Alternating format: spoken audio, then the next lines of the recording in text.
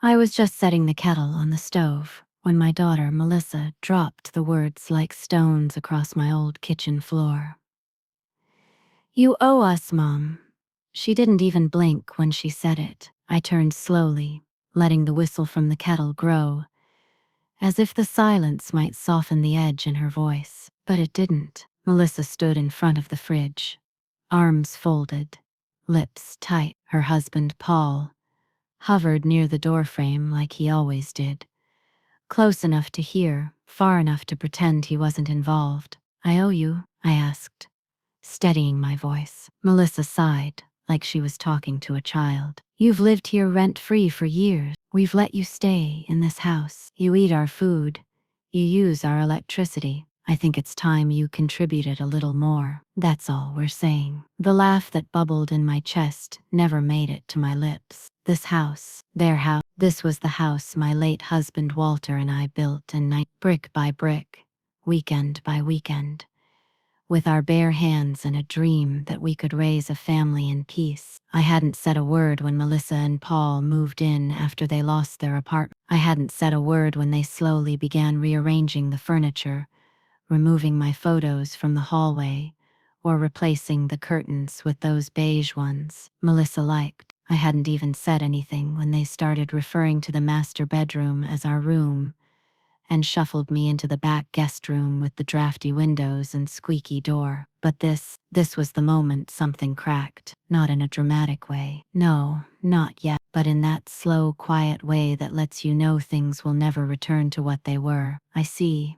I said softly, turning off the stove. "You don't have to take it the wrong way, Mom," Paul added, stepping further in. "It's just that we're planning on having another baby soon, and we could use the help. Financially." Melissa chimed in quickly. "Exactly. We're not saying you're a burden, but you are," I finished for her. Calm, cold. Melissa winced. "That's not what I meant." "I know what you meant." She looked at me like I had betrayed her by understanding too well. "You used to say family helps family," she said, the words catching in her throat. "And I have," I said. "But this house, my name is still on the deed." Her face flushed. "Mom, please don't start acting like this is some kind of power game." I smiled sadly. "No, sweetheart, this isn't a game. This is my life." That night, I couldn't sleep, not from anger, not from heartbreak, but from remembering the way Walter used to whistle when he walked up the driveway with a bag of groceries, the way Melissa used to crawl into our bed during thunderstorms and insist the monsters were in the hall, not the closet. I remembered how many nights I stayed up, helping her study for exams, how many years I worked double shifts at the diner just to afford her braces, the things you do for love, and the things people forget. And then I remembered the safe, not the small one in the hallway closet, not the fireproof box in the file cabinet, the real one, the one only Walter and I knew about, built into the floor under the old pantry shelves. It hadn't been opened in over 20 years. The next morning, Melissa handed me a list. "Just some ideas of how you can pitch in," she said brightly, as if it was a casual brunch conversation. It wasn't a list of suggestions. It was a list of expectations. "Pay a third of the utilities, contribute $500 a month toward groceries, help with the down payment on a new car for Paul, babysit every weekend night, vacuum, do dishes, laundry. Be out of the house during realtor visits, so the vibe feels modern." "Realtor visits?" I asked, trying to keep my voice steady. "We're thinking about refinancing," she said, not meeting my eyes. "Maybe even selling. It's just time for a change." So now they wanted to sell the home I built, live in it as if it was theirs, and hand me a bill for the privilege. I smiled, folded the paper, and slipped it into my cardigan pocket. "All right," I said. Melissa looked stunned. "Really?" I said. "All right," I repeated. "I'll contribute." Paul gave her a thumbs up behind my back, and that's when I knew. They didn't just want my help. They wanted to erase me. I waited until they left for a baby shower on Sunday afternoon. It was the perfect time. They wouldn't be back for hours. The house was quiet, and Bella, their 5-year-old, was with her cousins for the day. I walked into the pantry, moved the bottom shelf aside, and peeled back the rug that hid the hatch door beneath the tile. It creaked open like something from a ghost story. The safe was still there, bolted into the concrete, covered in dust. The combination came back to me in a rush. 7/12/39. Our wedding date, and Walter's badge number. It clicked open on the first try. Inside were the contents of a life carefully protected. Not money, not stacks of cash or gold bars. No, nothing like that. But there were original property papers, the full deed in my name.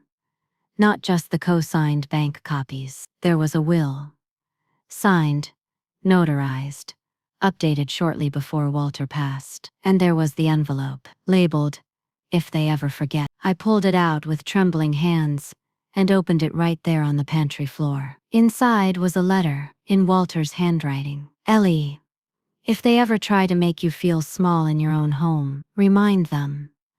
This house has your name on every wall, every floorboard, every nail. If they ever forget what you gave up for them, remind them what it cost. If they ever try to bury you beneath guilt, rise above it with truth. This home is your history. Don't let them rewrite it." Walter. I sat there for a long time, letting the silence wrap around me like a blanket, made of everything I'd endured. Then I folded the letter and began to plan. When Melissa and Paul came home that evening, I was already in the kitchen making dinner. Meatloaf. Just how Paul liked it. The smell greeted them at the door. Melissa blinked in surprise. "You didn't have to cook, but I wanted to," I said kindly. "It's what family does, right?" Paul grinned. "Smells amazing." They sat at the table and dug in without a second thought. I waited until dessert to mention it. "Oh," I said casually, "I'll be making a few calls this week." Melissa looked up, fork in midair. "Calls?" "About the house, just to clarify some ownership details." Her smile faltered. Paul raised an eyebrow. "Everything okay?" "Everything's just fine," I said. "In fact, it's never been clearer." The following morning, I sat on the back porch, with my coffee, watching the blue jays fight over seed scraps in the feeder. The sun hadn't fully risen, but my mind was already wide awake. Melissa walked out in her robe, eyes bleary. "Morning," she muttered, pouring herself coffee without looking at me. "Good morning," I replied evenly. She sat across from me, sipping.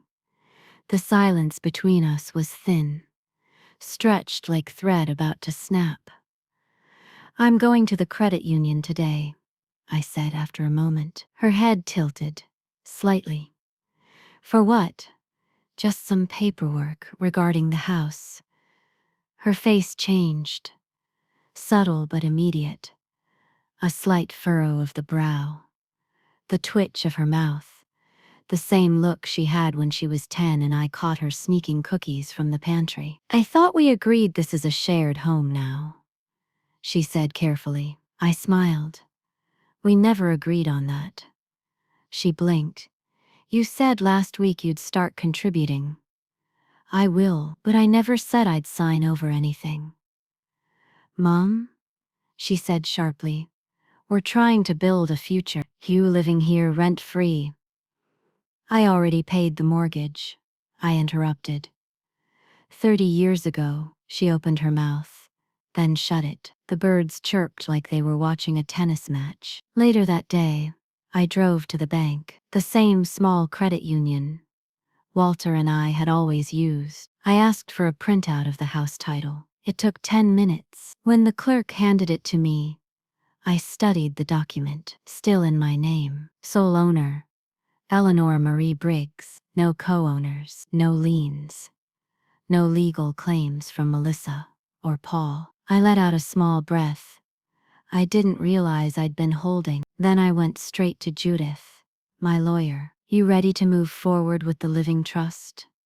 she asked. "Yes," I said. "But I want to make a few changes." I told her everything about the pressure, about the guilt trips, about the list of demands, and I told her about the safe, about Walter's letter. Judith didn't smile, but she nodded with something close to admiration. Then, let's protect what's yours, she said. That evening, Melissa had cooked dinner. It was rare, but it happened sometimes, usually when she needed something. This time it was pasta, with a jarred sauce and overcooked chicken. But I ate it quietly and thanked her. So, she said between bites, did you get everything sorted at the bank? Yes, I did, I said, and Paul added, without looking up from his phone. I'm creating a living trust, I said, putting the house into it. Melissa paused. What kind of trust? A revocable trust. My name, my control. I'll decide who inherits what. It's safer that way. Paul looked up then. So, not joint ownership? No, I said. Not anymore. Melissa's jaw clenched. Why are you doing this now? She snapped. Because you handed me a bill and called it kindness, I replied calmly. You said I owe you, so I'm paying my debt in boundaries. She stood, her chair scraping loudly against the tile. This isn't fair, she said. We've let you live here. You moved into my home, Melissa, I said, rising too. You rearranged my furniture, replaced my curtains, and started calling it yours. I let it happen. But no more. Paul cleared his throat. We're just asking for some help, and I will help on my terms, I said. Not because I'm scared, not because I'm weak, but because I'm still the owner of this home. Melissa stormed off. Paul followed, muttering under his breath. I sat down again and finished my dinner in peace. The next week, Judith had me sign the documents. The house was now part of the Eleanor Briggs Living Trust, and I didn't stop there. I wrote a new will. I revised my medical directive. I even added a clause that if any family member attempted to coerce or pressure me about money or property, they'd forfeit any inheritance automatically. Judith called it the disrespect clause. I called it peace of mind. A few days later, I overheard Melissa on the phone in the next room. She didn't know I was in the hallway.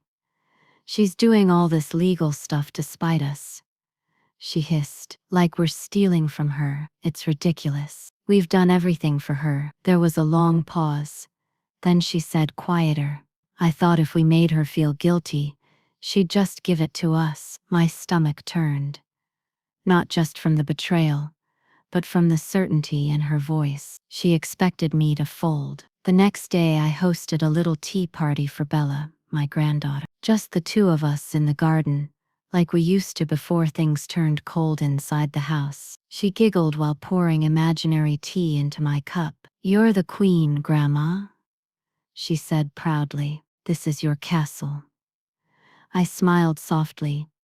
Is it? Yes, she said with a grin. You built it, Mommy said you did. I blinked, surprised. Then I looked at her small face, full of trust, full of love. Thank you for saying that, sweetheart, I whispered. She smiled.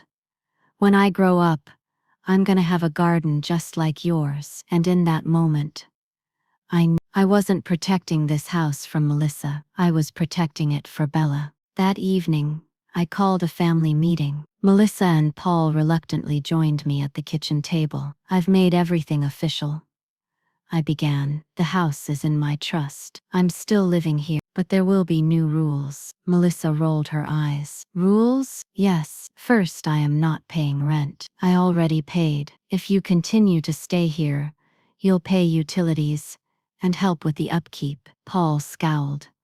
We're the ones who take care of everything. No, Paul, I said. You vacuum once a week and complain about the groceries. Melissa looked like she might explode.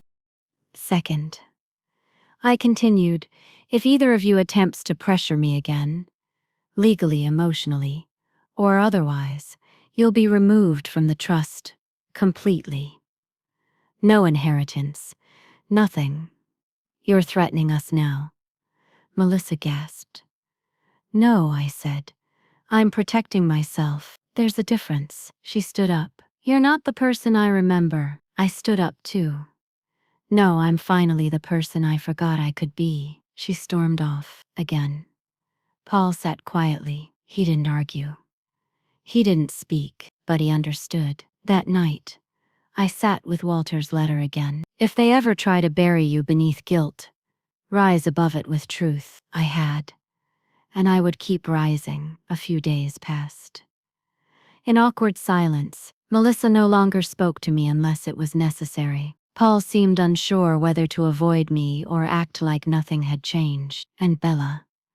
Well, she was still my sunshine. She'd knock on my door every afternoon, asking if we could draw flowers or play cards on the porch swing. But something was brewing. I could feel it in the air, like the thick heat before a summer storm. That storm broke one Saturday morning. I was out front watering the roses when Melissa marched out the door, sunglasses on and purse swinging like a pendulum. I'll be back in a few hours, she said, barely glancing at me. Everything okay? I asked calmly. I'm going to meet someone who can help us get our fair share. If you want to keep being difficult, that's fine, but we're not stupid. She didn't wait for a reply. She got in the car and slammed the door. The tires screeched as she pulled away. I stood there, soaking hose in hand, watching her disappear down the driveway. Later that day, I went into the garage. There was a corner that no one ever touched, covered in dusty blankets and cobwebs. Beneath it sat a tall cabinet,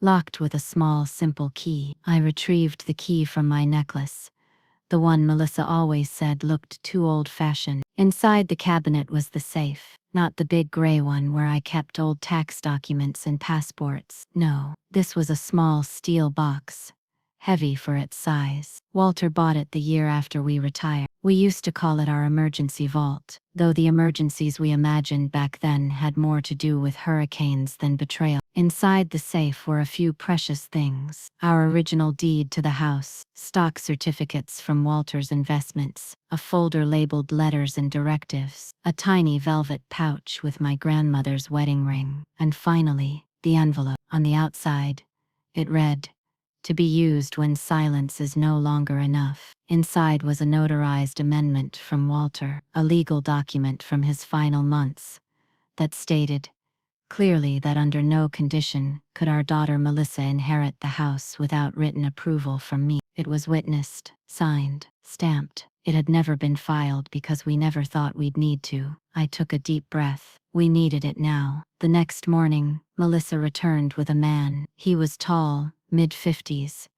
with slicked back hair and a cheap smile. "This is Rick," she said, almost smug. "He's a family law consultant." Rick extended a hand. I didn't take it. "We're just here to help you navigate what's fair," he said smoothly. "I'm familiar with fairness," I replied, "and I already have a lawyer." Melissa's jaw tensed. Rick continued.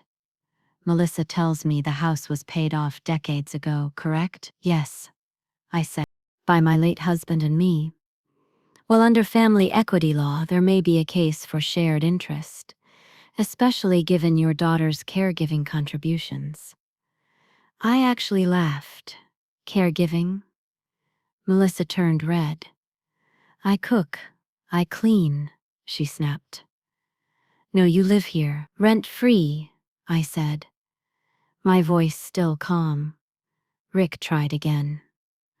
"We're not trying to cause conflict, but Melissa and Paul are concerned about their future."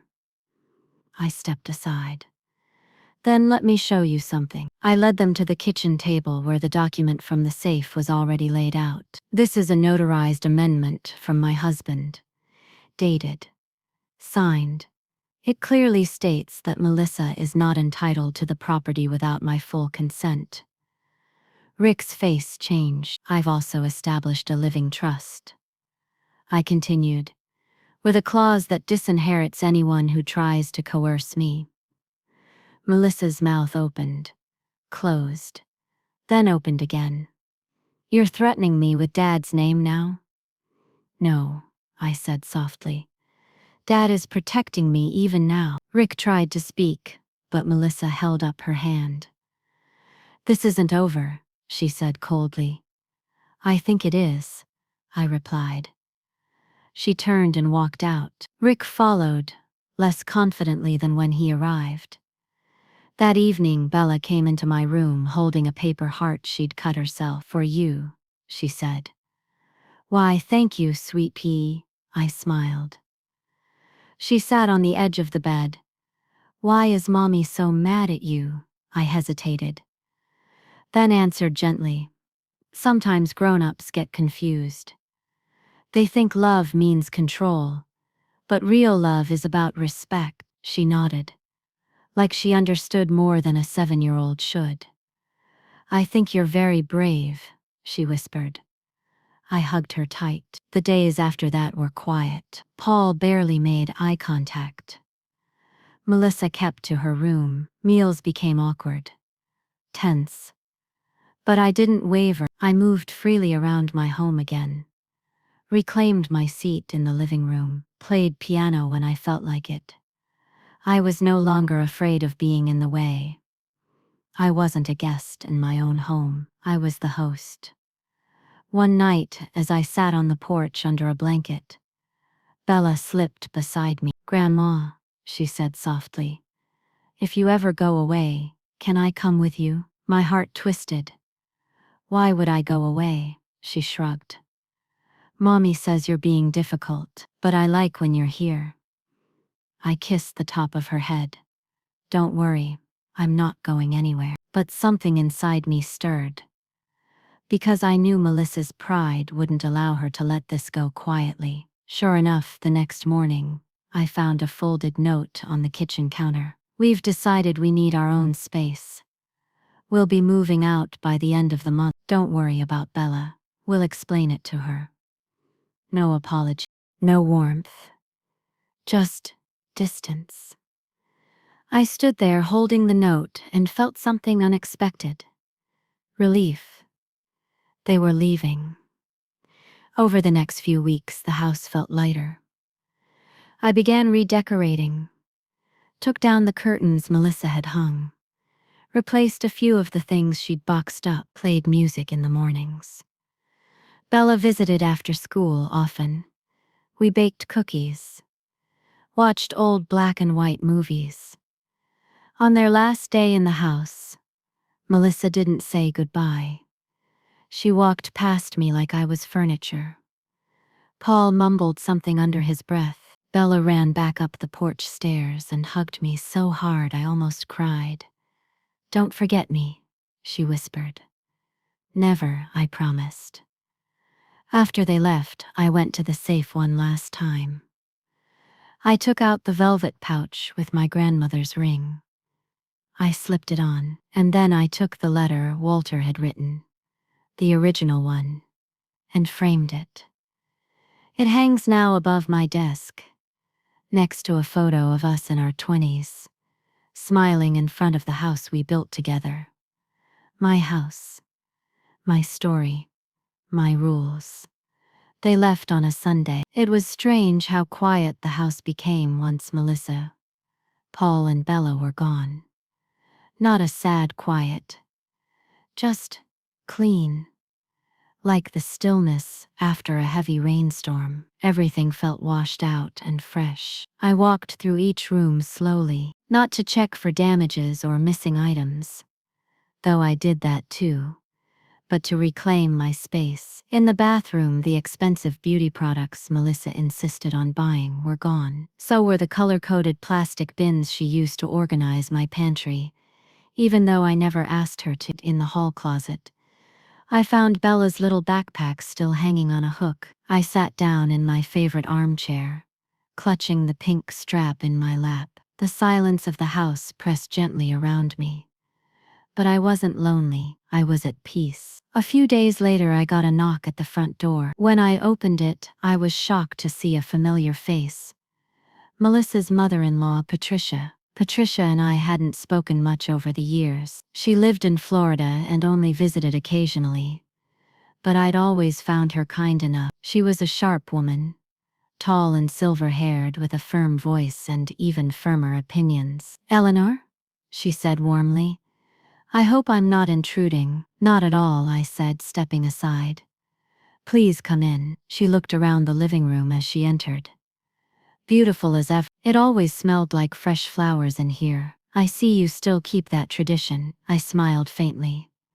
Fresh lilies on Wednesdays. I never stopped. We sat at the table and I poured us both some tea. After a few polite comments about travel and Florida weather, Patricia's voice grew serious. I'll be honest with you, Eleanor. I'm here because Melissa called me. She's very upset. I stiffened a little. I figured she would be. She said you blindsided her with legal paper, that you locked her out of any rights to the house. I nodded. That's correct. Patricia didn't look angry, just thoughtful. I told her she was foolish, she said. Living under your roof and expecting ownership was never her right. I also told her that whatever happened, she owed you respect. I blinked, surprised. I love my son, Patricia continued, but I know Paul can be passive. And Melissa, well, she gets her pride from her father's side. I chuckled. That sounds familiar. Patricia leaned in slightly.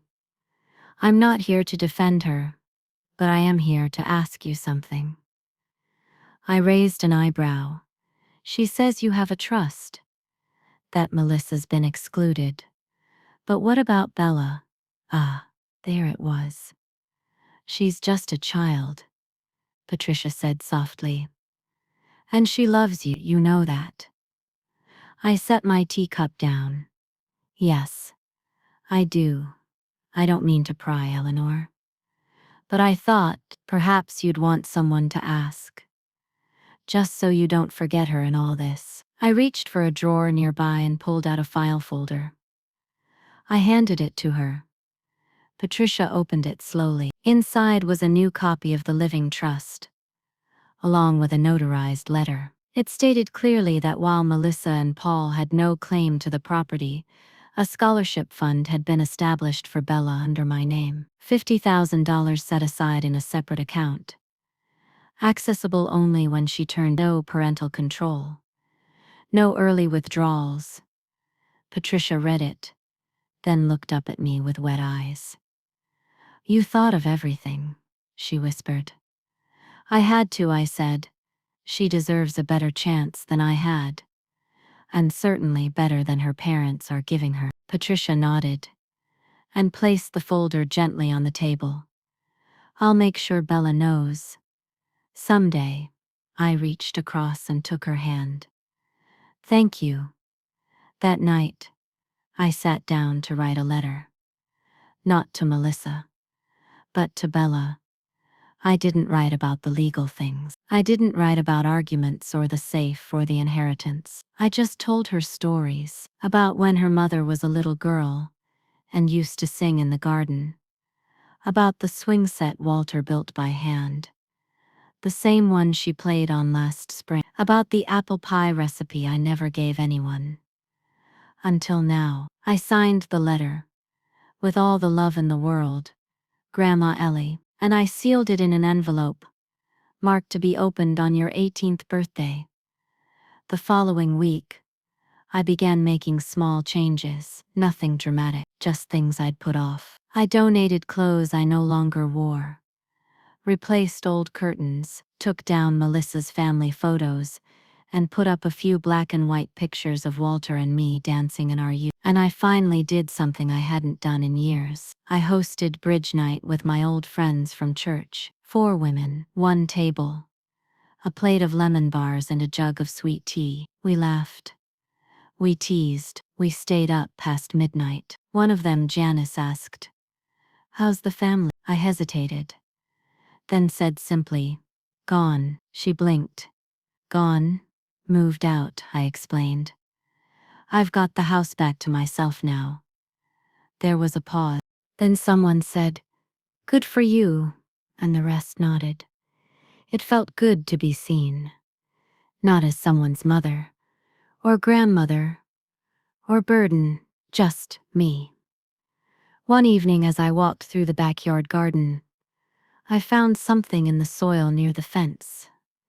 It was a small plastic toy horse, Bella's, one she used to carry around in her pocket. I cleaned it gently and placed it on the shelf beside her framed drawing from last Christmas. I didn't cry, I just smiled, because even though things had broken apart, some things remained unshakably whole, like love, like memory, like knowing your worth, even when others forget it. That weekend I sat on the porch swing, watching the sunset.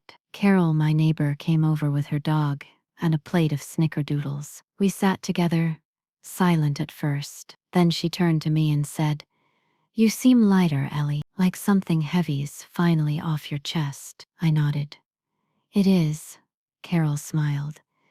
"You know, you could do anything now. Travel, write that book, heck, even adopt a cat." I laughed. "Maybe I will." And in that moment, with the sun low and the breeze gentle, I knew this chapter was mine to write, on my terms. Alone, but not lonely. Independent, not invisible. It was early Saturday morning when the call came. I was still in my bathrobe, sipping coffee and listening to birdsong through the open kitchen window, when the phone rang. The landline. Not many people still used that number. I hesitated before picking it up. "Hello, Eleanor?" a familiar voice said. "It's Lucy Granger." Lucy Granger. That name hadn't crossed my mind in years. She used to be my supervisor when I worked at the library back in the 80s. Always organized. Always a little bossy. But kind. Back then we shelved books together and shared long conversations during closing hours. "Lucy, well, this is a surprise. I heard from Janice that you've got the house all to yourself again," she said. "I just wanted to say, good for you." I chuckled softly. "News travels fast around here, huh?" She laughed too. "You know it does." There was a short pause before she added, "I'm calling for a reason. Actually, I'm helping organize a new community literacy center.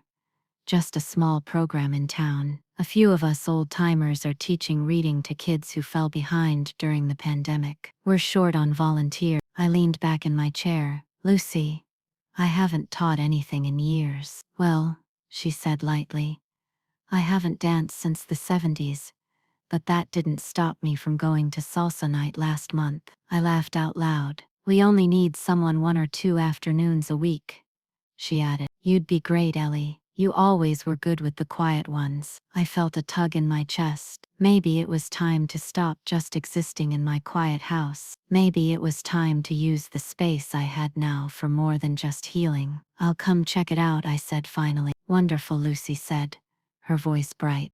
"I'll email you the details." After we hung up, I sat at the table for a long time, holding my warm mug between my hands. For the first time in a while, I didn't feel like I was looking backward. I was looking forward. That afternoon, I heard a car pull up in the driveway. I wasn't expecting anyone. I looked through the window and my stomach dropped. It was Melissa. She stood beside her car with her arms crossed. Her hair was tied back in a tight bun, and she wore those dark sunglasses she always put on when she didn't want people to see her emotions. I opened the door slowly. "Melissa," I said, keeping my voice steady. She didn't return the greeting. "We need to talk." I stepped aside without a word. She walked into the house like she still lived there, her heels clicking against the hardwood. But I noticed something new this time. Hesitation. Like even she knew she was on foreign ground now. I closed the door and followed her into the kitchen. "I'm going to get straight to the point," she said. "We're in trouble, Mom." I folded my arms. "What kind of trouble?" "Financial," she said. "Paul's hours were cut. The rent on the new place is insane. Bella's tuition is coming up. We're drowning." I stayed silent, and she said more quietly, "We need help." She wouldn't look at me when she said it. I walked over to the counter and picked up the kettle, slowly refilling it with water. I needed a moment to breathe before I spoke. "Melissa," I said gently, "when you lived here, you called me a burden. You said I owed you, that I should be grateful." She blinked. "That was a fight. You said I was just old wallpaper." I cut in. "That this house was wasted on someone like me." She didn't argue, but her eyes flickered with discomfort. I continued. You and Paul emptied my emergency account, and then called it a loan you never paid back. She looked away. We were struggling then too, and now you're here, I said. Not to apologize, but to ask again. That hit her. I saw it. Melissa sat down at the kitchen table, slowly removing her sunglasses. Her eyes looked tired, puffy. Mom, I made mistakes, she said softly. I know that, but I'm still your daughter. Bella's your granddaughter. We're family. Family. That word had been thrown around like confetti for years, used when it was convenient, ignored when it wasn't. I set down 2 mugs, poured the tea, and slid one toward her. She looked at me again, and for the first time in a long time, I saw something I hadn't seen before. Not anger, not pride, fear. I'm not here to fight, she said. I'm here because I don't know what else to do. I sat down across from her. You'll be okay, I said quietly. But I can't be your safety net anymore. Her eyes welled up. So that's it? No, I said. You'll get through this, just not by stepping on me to do it. I reached for the drawer and pulled out a white envelope. Inside was a copy of Bella's scholarship account. Proof of the fund I'd created. This is for her, I said. Not you. Not Paul. Just Bella. When she's older. Melissa stared at the papers. Her lip trembled. You did this, even after everything. Yes, I said, because I love her. And because I still believe in second chances. She nodded slowly. Her fingers tightened around the envelope. Thank you, she whispered. I didn't respond, because forgiveness is one thing, but forgetting is another. After she left, I stood at the front door for a long time. I didn't feel victorious. I didn't feel bitter. I just felt clear, like a fog had lifted. A week later, I visited the community literacy center. The place was small, a converted library room with 2 long tables and a stack of old children's books. A boy named Mateo sat in the corner with his head buried in his arms. Lucy introduced me and gently nudged him forward. Eleanor's going to help you with reading, she said. He didn't look at me at first, just mumbled something I didn't catch. I knelt beside him. I was scared of books too when I was your age, I said. They look too big, too loud. He peeked at me. I pulled out a small, tattered copy of The Velveteen Rabbit and smiled. But someone once told me that every book has a secret friend inside. You just have to meet them. He hesitated, then nodded. And just like that, we began to read. That night, I walked into my house, tired but fulfilled. I poured myself a cup of tea, lit a candle and sat by the window with my knitting. The wind rustled the trees. The moon cast soft light across the porch. And for the first time in years, I didn't feel like someone who'd lost her family. I felt like someone who had finally found herself. A few days after Melissa's visit, something unexpected arrived in the mail. It was a plain envelope. No return address. Just my name written in neat, unfamiliar handwriting. Inside was a letter, not typed, handwritten, and it began like this. Dear Eleanor, you don't know me, but I knew your husband Frank a long time ago. I read that sentence 3 times before I could breathe again. The letter continued. My name is Thomas Arnett. I worked with Frank back in 1980 at the factory outside Lakewood. He helped me once more than he probably remembers. I was a young man then, with a record and not a lot of trust from anyone. But Frank vouched for me when no one else would. When he passed, I wasn't in town. I moved around for work. Never stayed in one place long. But I came back to settle now.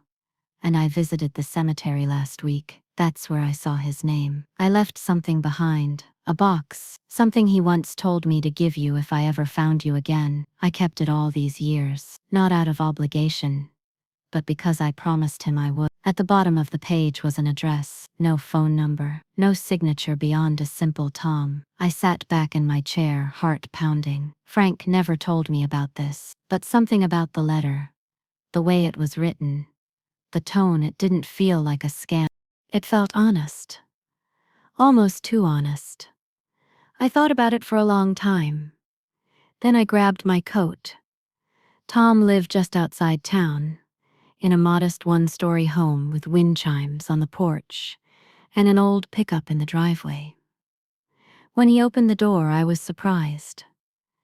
He was older than I expected, probably near my age. His hands were rough, and his eyes were kind but tired. "You came," he said, smiling. "I wasn't sure you would." "I wasn't sure either," I replied. He nodded and stepped aside. "I've got the box in the back." The house was clean, simple, no decorations, just books, papers, and an old dog asleep on the rug.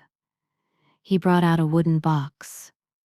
Not large, maybe the size of a shoebox, worn smooth, with a simple latch. "I've kept this through 4 states," he said with a chuckle. "Frank told me once, if I go first and if things ever get strange, give this to Ellie." "Strange how?" I asked. He shrugged. He didn't say, just told me to hold it. So I did. I opened the box. Inside were documents, lots of them, receipts, old bank papers, copies of handwritten notes, a few newspaper clippings. But there were 2 things that stood out. One was a small leather notebook. Frank's handwriting filled the pages, careful, steady, dated. The second was a letter, sealed, with my name on the front. I looked up at Tom. "Take your time," he said. "I'll be outside." Back in my car, I opened the letter.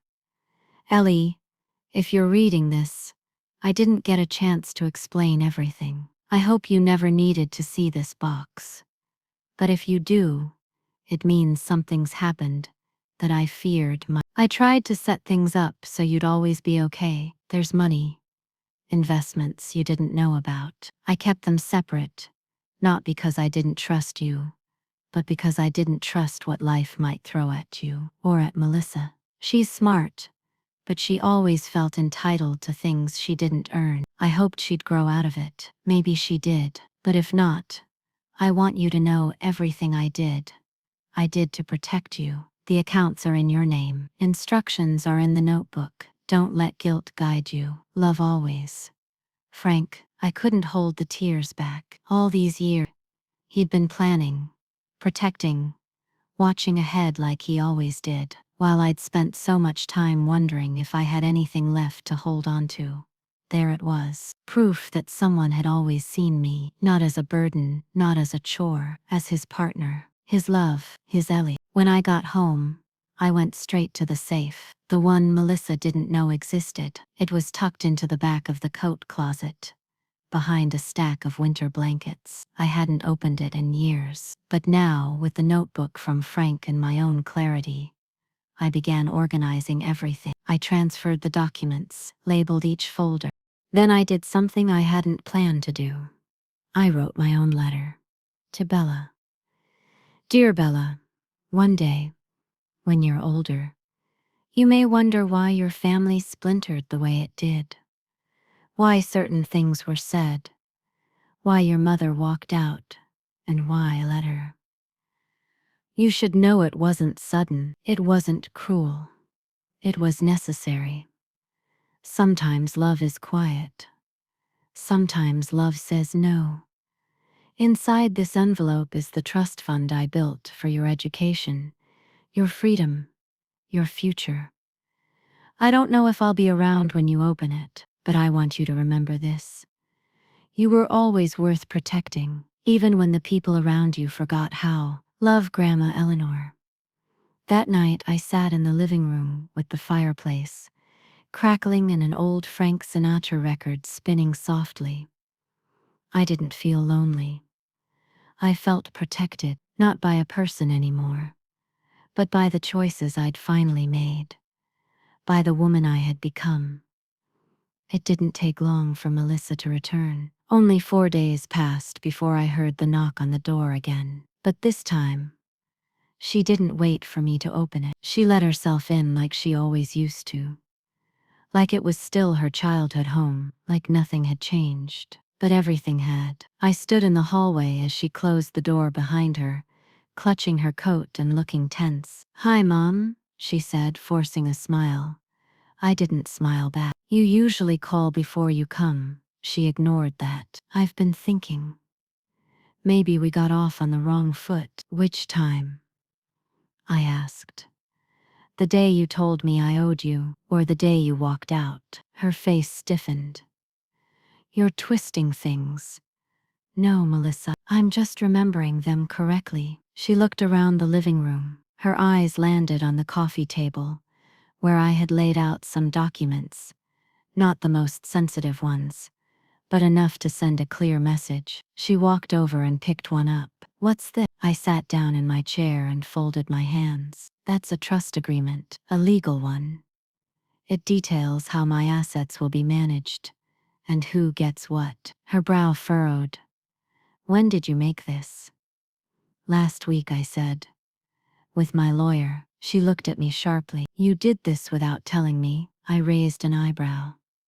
"Melissa, I'm 74. I don't need permission to protect what's mine." Her lips parted, stunned. She picked up another sheet, reading quickly. Then her face changed. Just a flicker, but I saw it. Confusion. Then anger. "You gave Bella a trust fund." "Yes, with how much?" "That's not your business anymore." She slammed the paper down. "You're cutting me out. I'm protecting what's left of me," I said calmly. "You said I was a burden, that I owed you." I just decided to stop pretending I didn't hear that. She sat down across from me, furious, but trying to look calm. "I was angry when I said that. You took it too personally." "No, Melissa," I replied. "You took me too for granted." There was silence, sharp and heavy. She tried again. I didn't think you'd go behind my back like this. I'm your daughter, and I'm your mother. But that didn't stop you from treating me like a liability." Her hands shook slightly. "So what? You're going to leave me nothing." I paused, then answered slowly. "I'm leaving you a lesson." Her eyes flashed. "That's cruel." I leaned forward. "What's cruel is making your mother feel like she doesn't belong in her own home. What's cruel is asking for more when you've already taken enough. What's cruel, Melissa, is forgetting that I raised you, not for what you could inherit, but for who I hoped you'd become." She stood up, breathing hard. "You don't get to lecture me," she said. "Apparently I don't get to help you either," I replied. After she stormed out, I didn't cry, not like before. Instead, I walked over to the side table where I had tucked away Frank's old notebook. I opened it to one of the last entries, written in his tidy hand. "If she forgets who you are, remind her by remembering who you are." That night, I called my attorney. "I'd like to finalize everything," I said. "And I want to include a clause that ensures Melissa can't contest anything. She's not to have control, ever." He agreed. "We'll include a no contest clause, and make Bella's portion protected until she's 25. And the house? Held in trust until your passing, as requested. It will go to Bella directly. Melissa has no claim." I closed my eyes. Good. The next week, I attended Bella's school concert. She didn't know I was coming. Lisa invited me quietly. I sat in the back row, behind the tall parents and PTA moms with their giant coffee mugs and floral scarves, but I didn't care. When Bella walked onto that stage with her violin, she looked around the crowd, and when she saw me, she smiled. Not just a polite smile, a real one. Her eyes lit up. She waved, and in that moment, I knew I had made the right decision, because some things aren't about money, they're about dignity, and legacy, and love that doesn't have to shout to be real. After the concert, Bella ran up and hugged me. "I'm so glad you came," she said. "I wouldn't have missed it," I replied. Lisa approached more slowly. She didn't say much, just nodded. But there was something in her expression, a quiet kind of regret. Maybe not enough to fix everything, but enough to keep the door unlocked. That night, back at home, I placed the trust papers in the safe and closed it gently, not with fear, but with peace, because I knew that whatever Melissa believed I owed her, I no longer owed anyone anything, except myself. The morning I met with the notary, I wore the necklace Frank gave me on our 25th anniversary. It was a simple gold chain with a tiny heart-shaped pendant. Nothing flashy, but it had weight to it, not in metal, but in memory. I arrived at the lawyer's office 5 minutes early, as always. Judith greeted me with her usual calm voice and kind eyes. She led me to the conference room where everything was laid out, waiting, the final draft of my estate plan. Trust fund for Bella, life estate clause for the house. No contest clause for Melissa. A sealed letter to be released upon my death. "Are you ready?" Judith asked. "Yes," I said without hesitation. One by one, I signed, initialed, sealed. With every signature, it felt like I was sewing something back together inside me that had come undone. That evening, I wrote the final letter. The one that would go in the envelope for Melissa. Not now, but someday. I didn't write it out of spite. I wrote it because some things need to be said, even if they aren't heard in time. Dear Melissa, by the time you read this, I hope years have passed. I hope you've found peace, even if we didn't find it together. I didn't leave you nothing out of anger. I left you a lesson because that was the last gift I could give. It wasn't punishment. It was preservation. I tried for years to be the glue, the helper, the support beam of this family. But eventually, even beams rot when they're expected to carry too much for too long. I loved you fiercely, but I loved myself enough, finally, to stop being used. I hope you understand someday. If not for me, for Bella. Love, Mom. 2 weeks later, I hosted a small Sunday lunch, just Lisa, Bella, and a few close friends from church. No fanfare, just baked chicken, corn casserole, and my best apple pie. Bella helped me set the table. She still didn't know about the trust fund, or the safe, or the new documents locked inside. She was too young to know all of that, but she didn't need to. All she needed to know was that her grandma showed up. Always had, always would. As we cleared plates, Lisa lingered behind in the kitchen. "Mom," she said quietly, "I've been thinking about everything." I waited. I know I wasn't always around, and I let Melissa speak for the both of us too often. But I want to do better. For Bella. And for you. I looked at her. Really looked. And I saw something I hadn't seen in years. Remorse. Real. Heavy. Unpolished. "It's not too late," I said simply. She nodded. Eyes wet. "Thank you for not shutting me out. I never wanted to, I just needed to be respected." She nodded again. "You deserve that. We all do." The next day, Melissa called. I stared at the screen for a long time before answering. "Hi, Mom," she said. "I'm surprised to hear from you." There was a pause. "I just wanted to say, I know we've both said things." "That's true.